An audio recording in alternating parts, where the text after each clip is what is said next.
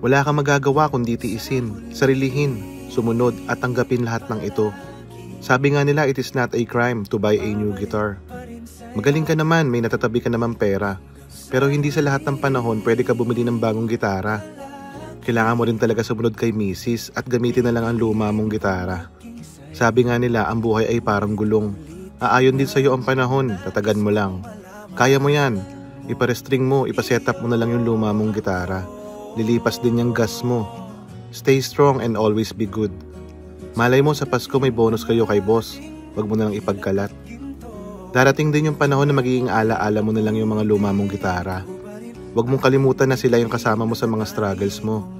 At mas lalong huwag mo silang kakalimutan pag dumating na yung bago mong gitara. Grabe yung linya na yun. Ramdam na ramdam ko.